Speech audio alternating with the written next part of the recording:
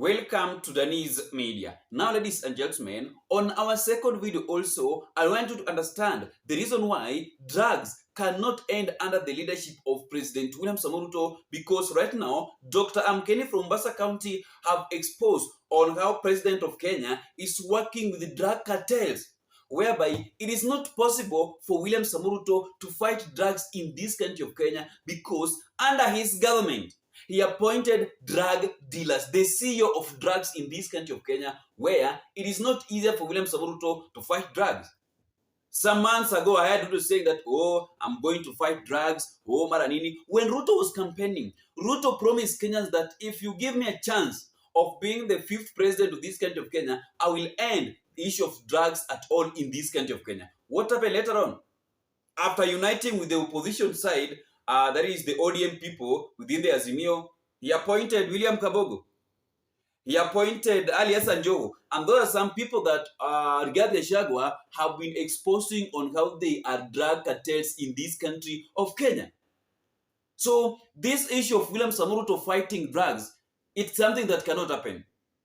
And before we proceed, allow me to play for you a video of Dr. Amkeni exposing on how the president of Kenya is working with drug cartels in this country of Kenya. And before you watch the video, please ensure that you like the video. When you like the video, you automatically show us support on what I'm doing on this platform. And apart from that one, you can also support this podcast financially through the number that I've just pinned on this video. Thank you so much for that support, and let us watch the video together, my great viewers. My dear fellow Kenyans, I greet you all in the name of our republic. A very good afternoon. Ndugu zangu wapendwa, there is something here I would like to share with you. Just listen to this gentleman. I think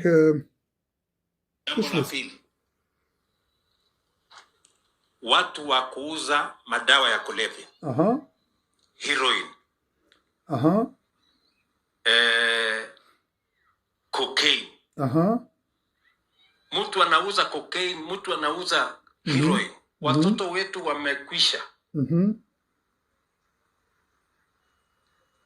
Na mwenye anauza yeye mwenyewe watoto wake hawatumii. That's right. Lakini anauzia watoto ya watu wengine. That's right.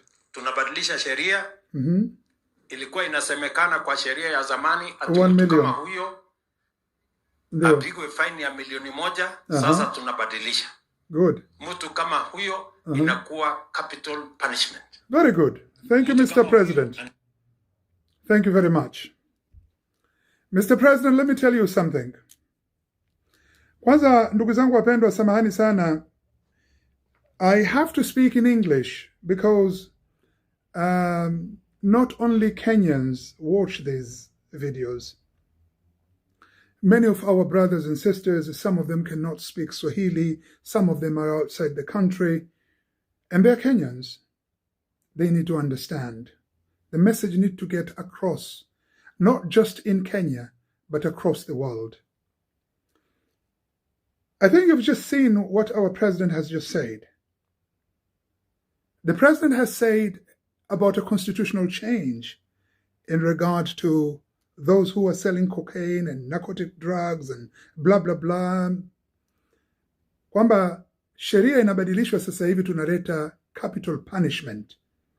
Ukikamatwa, capital punishment, death. Mtu ambaye anauza narcotic drugs. Now, Mr. President, let me say something to you. Solidarity without responsibility is just performance and nothing else.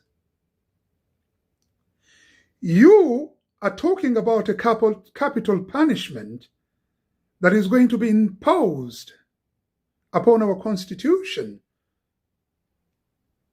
of which each and every Kenyan must follow that law. When it is you and you are some of the cabinet ministers who are selling the drugs. So the capital punishment, Mr. President, is it only for the weak Or is it only for all Kenyans? Because I'm not going to beat about the bush, Mr. President. Where you have seen, you know it. I have a video of you saying kwamba kina Joho wanauza drugs. Now, is that solidarity or is it performance? Halafu ukamchukua the same Hassan Ali Joho ukamweka as your minister for mining. How comes? Now, my fellow Kenyans, unajua wazee wetu walituambia hivi, unapoambiwa na wewe ujiambie. I'll tell you what. Ruto ametuambia habari ya capital punishment, not for the sake and the goodness of the people of Kenya. No, Mr. Ruto. No, my people, please try to understand this. Ruto anajaribu kuleta capital punishment in Kenya ya narcotic drug users ili wale cabinet ministers wale na viongozi wa kisiasa ambao kwamba wameshikilia mamlaka ya kisiasa katika Kenya wajue ya kwamba they are there to work for Ruto and not the people of Kenya. Kwa hivyo Ruto atakuwa amewakamatia mkono namna hii. Turn left, go left. Turn right, go right. If you don't, you'll be accused of narcotic drugs. Maneno hayo atakuwa anamwambia nani? Anawaambia wale mawaziri ambao tayari anao, ambao anajua hawa ni mawaziri wanauza unga. Kuna wengine ambao kwamba sio mawaziri, ni watawala wa kisiasa. Kama kule kwetu sisi Pwani tuna mtu kama Abu Joho. Ninasema kila siku, Abubakar Ali Joho, huwezi wewe kuwa MCA bila ya yeye. Sasa mimi wewe nikuulize, Ruto mtu kama huyo kweli atamwacha? Ruto hawezi akamwacha Abubakar Ali Joho, lakini sasa atamwambia Abubakar Ali Joho, there's capital punishment coming. Kwa hivyo my fellow Kenyans, nothing ambayo kwamba inatengezwa ndani ya Kenya is for the sake of Kenyans. No. I think we saw what Donald Trump did a couple of days ago. He sent a team, a DEA team, all the way from the United States of America to Venezuela to go and arrest, not abduct. No. Donald Trump did not abduct the president of Venezuela. He arrested him because that man is needed in court to answer questions about shipping drugs from Venezuela all the way to United States. Donald Trump did this not because of his political gain. No. Amefanya hivi Donald Trump simply because his people are suffering. Of course, he will have his own other meanings of doing this. But the main aiming or the main meaning of this is because his people are suffering. Drugs are flowing from Venezuela in tons.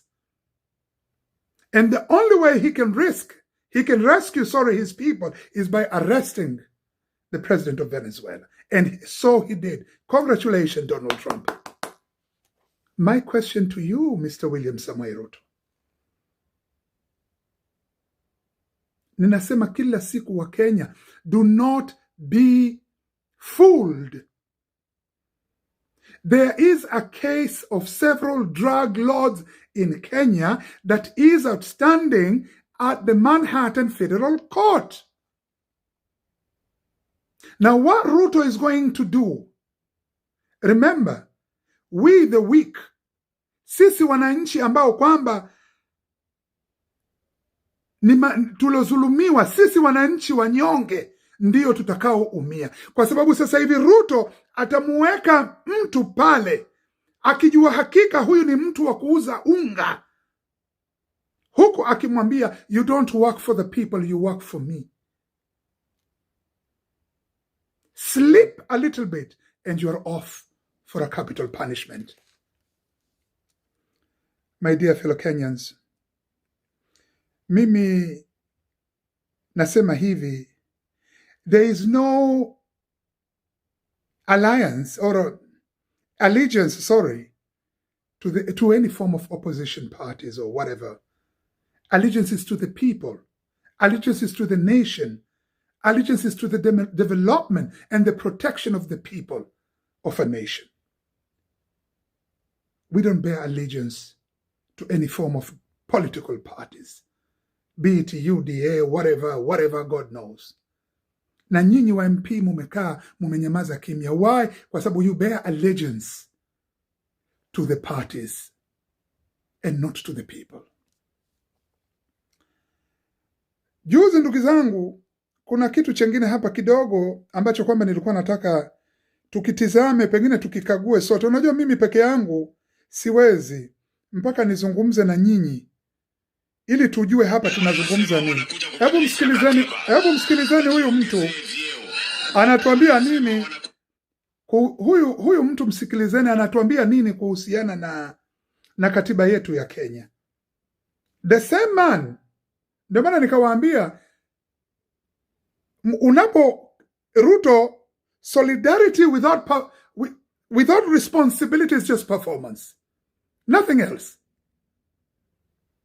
Mumemsikia habari ya drugs, anazungumzia habari ya drugs, na huko ana ministers yeye mwenyewe amewa appoint, akijua hawa ni ministers for drugs, wanauza drugs. They already been accused of selling drugs. Halafu the very same people amewaweka katika serikali. Sasa kuna kitu chengine hapa nataka mumuangalie huyo Ruto. Halafu tutakifafanua baadaye. Hebu msikilizeni anazungumza nini kuhusiana na constitution yetu ya Kenya. Kubadilisha katiba, wajiongezee vyeo, wajiongezee mamlaka. Si hawa watu wanataka kututapeli, si wanatubeba ufala. Ni kweli ama si kweli? Allow me to state, without fear of contradiction, that there is an imperative need for a constitutional review 15 years after the promulgation of the 2010 Katiba. Huyu sasa ni chief minister. The same Ruto few years ago alituambia, before he became a president, the government is too expensive for a normal mwananchi to run. We mwananchi mmoja, unampigia kura president, unampigia kura vice president, unampigia kura governor, unampigia kura MP, unampigia kura senator, unampigia kura women rep, unampigia kura MCA. Unakura 7 wewe unapiga. And still, mtoto wako shule huwezi kumpeleka. And still, ukienda hospitali, SHA hulipiwi. There is no medical insurance. And still, umesoma na umemaliza na kazi huna. The very mwananchi ambaye anapigia kura watu 7. Haya ni maneno alituambia mwenyewe Ruto. Kwa hivyo unaposema kwamba kuna constitutional review, hapa Ruto alisema, nimeonyesha kwenye hii video, akasema we don't need a constitutional review. Hatutaki.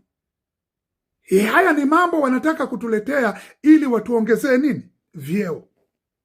Leo hii the same Ruto amemuoda Mudavadi aongee maneno haya.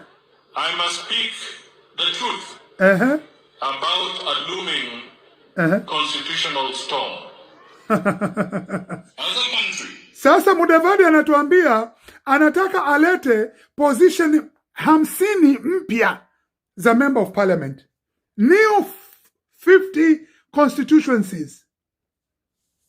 Another new 50 MPs that will carry about 4 or 5 or 6 governors.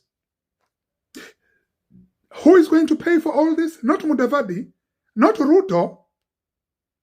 Mimi na wewe normal mwananchi wa barabarani. Wacha nikwambie Ruto, wacha nikwambie Mudavadi. Kenya does not need a constitutional review. Kenya needs a new election. We need an election.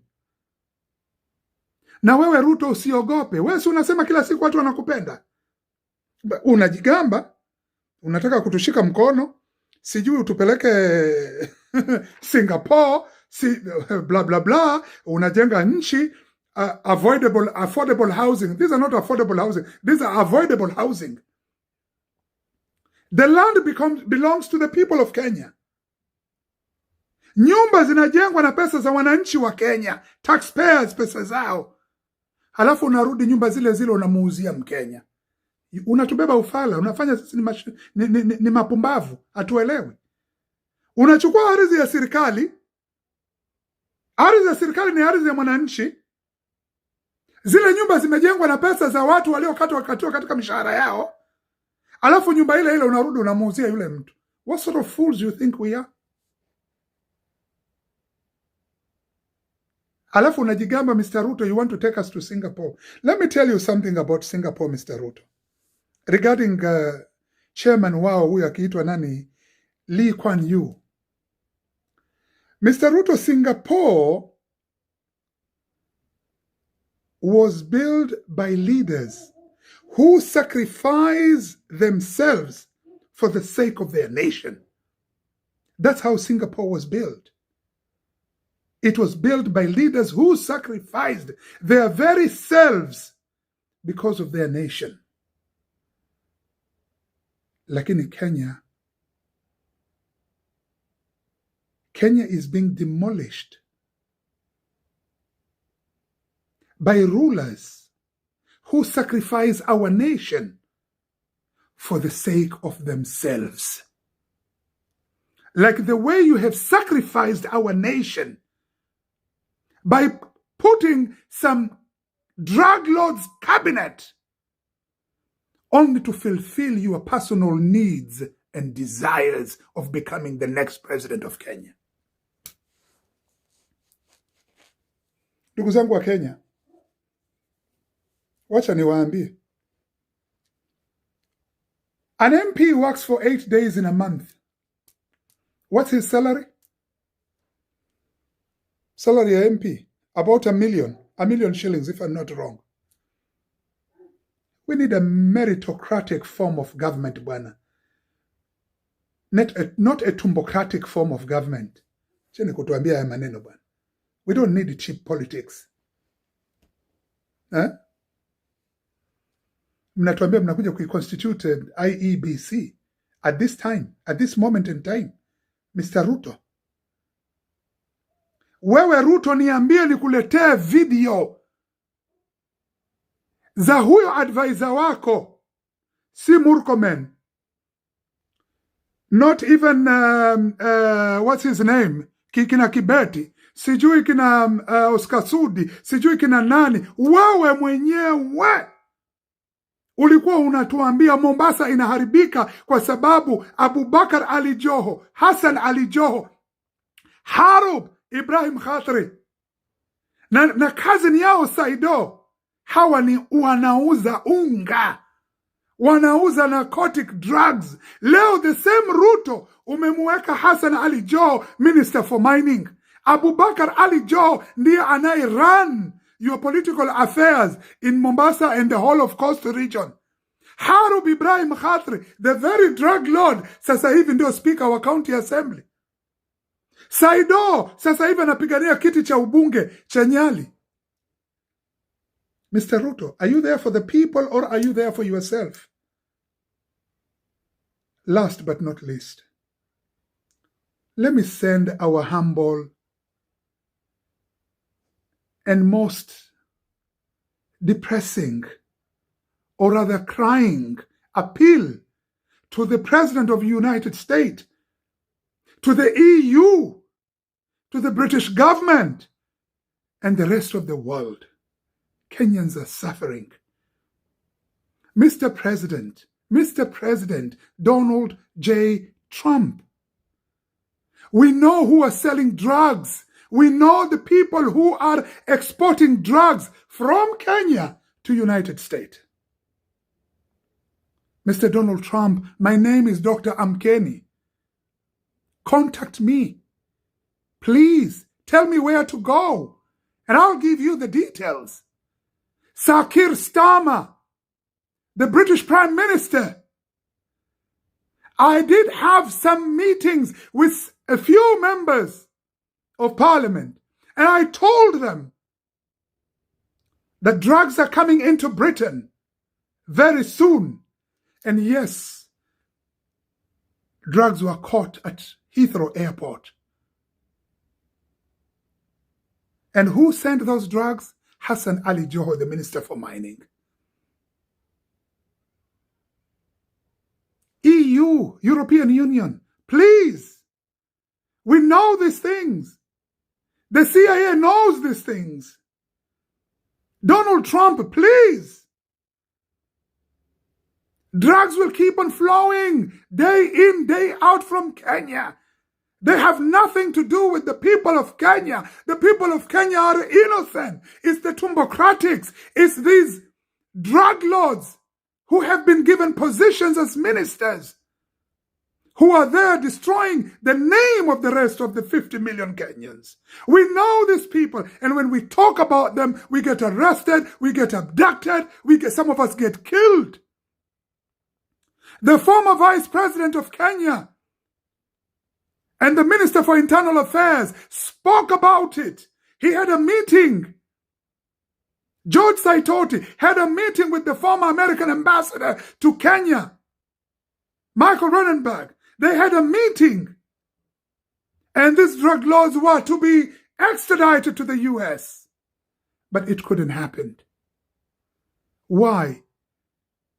Because of corruption in Kenya. Mr. President, please, I am ready to sacrifice myself. I had evidence. I gave it to the president of Kenya before the 2022 election. And the president of Kenya betrayed me. He did nothing on that evidence. President Donald J. Trump, Sakir Starmer, the European Union. Drugs will be coming into this land unless those drug lords in Kenya get arrested. One of them is the Minister for Mining. I speak with no fear or threat. Death is not an issue to me. We're all born to die. None of us is born to live. My dear people, thank you very much. God bless you all. God bless Kenya.